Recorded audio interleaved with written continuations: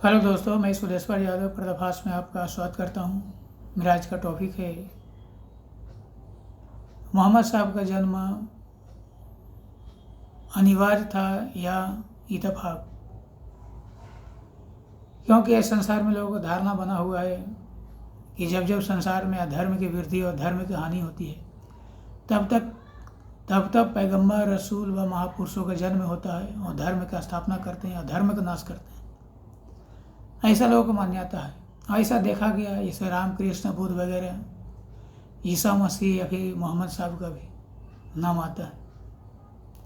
तो राम, कृष्ण या बुद्ध वगैरह सब राजाओं का पुत्र थे। उन लोगों को ज़िंदगी बहुत आसान था, राजतंत्र था, उन लोगों को हर कोई बात मानता था। और राजा अगर पैगंबर हो तो बातें क्या कहना, उसको तो ईश्वर मानते, तो आज भी मान रहे। लेकिन मोहम्मद साहब का बात थोड़ा अलग था। एक छोटे घर से आते थे और उस समय न ईसाई, न यहूदी, न इनका कबीला कुरैशी, कोई भी पैगंबर मानने को तैयार नहीं था। यहाँ तक कि जो आयतें उतर रही थी उसको भी नहीं मानते थे कि तुम मनगढ़ंत बातें करते हो, लोगों को बताते हो। तो उस समय अरब में बहुत पाखंड बढ़ा हुआ था और अत्याचार, पापाचार हो रहा था। औरतों पर ज़्यादा शोषण हो रहा था, जुल्म हो रहा था। लोग पत्थरों को पूजा करते थे, मूर्तियों को पूजा करते थे, पेड़ पौधों को पूजा करते थे। तो वो सबको बंद करवाया मोहम्मद साहब ने और एक ईश्वर को पूजा करने के बोला, जो एक है, निराकार है, जो अजन्मा है और सर्वशक्तिवान है। स्त्री पुरुष को खरीदा जाता था, उसको दास बनाकर लोग रखते थे और शोषण भी करते थे। और सबसे ज़्यादा दयनीय स्थिति औरतों के ऊपर था, जो एक जानवरों को भांति कितनी बार खरीदी और बेची जाती थी, अनेकों बार। किसी ने खरीदा, उसे मन भर गया, दूसरों को बेचा, उसका मन भर गया, तीसरों को बेचा। औरतों को बाजार लगता था। जो दासियाँ हो गया या ज़्यादा उम्र की औरतें होती थी या विधवा या तलाकशुदा, उसे बाजार में बैठा दिया जाता था।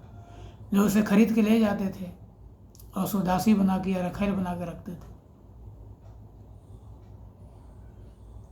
लोग कहीं भी औरतों को बलात्कार गुजार देते थे, इज्जत लूट लेते थे। ऐसी स्थिति थी।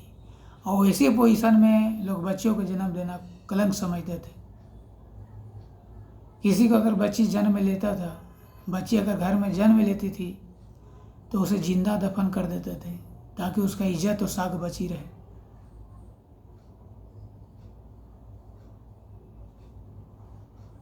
मोहम्मद साहब सब देखते थे तो उनसे रहा नहीं जाता था। उन लोगों को समझाने की कोशिश किया कि आप इन औरतें से जो लाचार है, विवश है, यतीम है, इन लोगों से आप शादी करो, इसको समाज में इज्जत दो, इसको बराबर जीने का अधिकार दो, हक दो। इसे भी बराबर अधिकार है, हक है। लेकिन लोगों को अटपटा लगता था, क्योंकि वहाँ के उस समय का सिस्टम ऐसा ही था। लोग वो सिस्टम का आदी हो गए थे।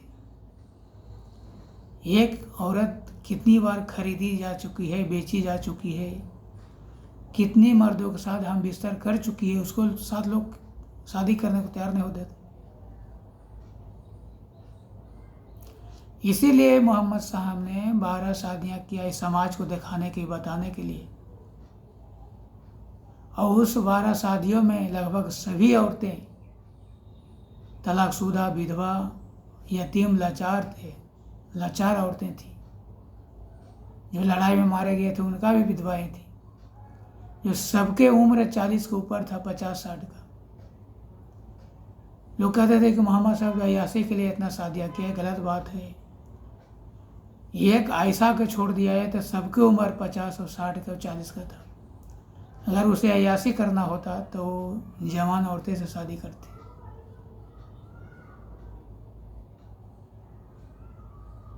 वो समाज को दिखाना चाह रहे थे, औरतों को, स्त्रियों को समाज में हक दिलाने के लिए, उसको बराबर अधिकार दिलाने के लिए ये 12 शादियाँ किए थे।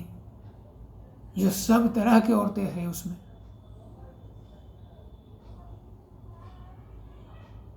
ये समाज को दिखाया, औरतों को हक दिया, लोगों को समझाया कि समाज में इससे भी बराबर का अधिकार है, बराबर का हक है। इसे भी जिंदगी जीने का अधिकार है, नया जीवन जीने का अधिकार है। इसलिए कुरान में आया है 4 शादियां करने का, वही यासी करने के लिए नहीं है। यहाँ तो लोग एक तलाक देकर दूसरा शादी कर लेते हैं, वही यासी करने के लिए नहीं बताया गया है।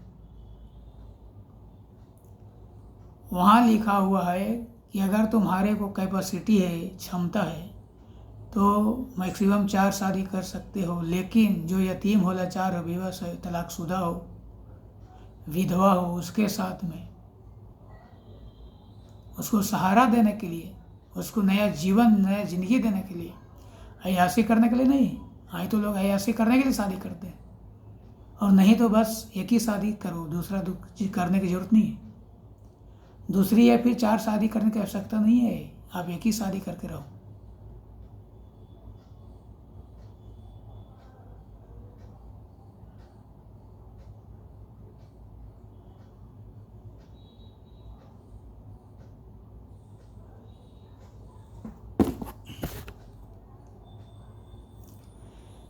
तो मेरा कहने का मतलब यही है कि उस समय जो अरब का पोजीशन था बहुत ही खराब था,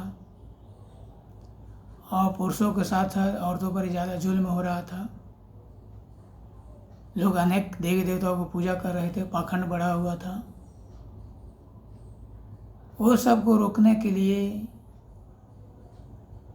सही दिशा देने के लिए मोहम्मद साहब का जन्म इत्तेफाक नहीं बल्कि अनिवार्य था। मोहम्मद साहब की वजह से भले वो अलग कौम का स्थापना किया, लेकिन वहाँ पर औरतों का एक नई जिंदगी, नए जीवन मिला, जो शायद दूसरा कोई नहीं कर सकता था। और अगर वहाँ मोहम्मद साहब का जन्म नहीं होता था, वहाँ औरतों को ज़्यादा बुरी हालत होती।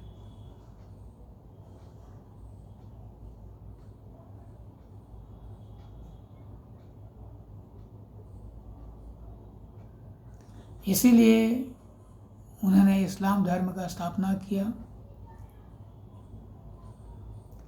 और स्त्री पुरुष सबको मतलब एक बराबर अधिकार दिया, और ईश्वर का एक सही मार्गदर्शक बना, ईश्वर को सही परिभाषा दिया, जो बिल्कुल वेदों से हूबहू मिलता है। इस पर मैं अलग वीडियो बनाऊंगा, वेद और कुरान में समानता, आप ज़रूर देखना। तो मेरा वीडियो को आप लाइक करें, सब्सक्राइब करें, बेल आइकन को दबाएं कि आने वाले सारे वीडियो मिलता रहे। जय हिंद, जय भारत।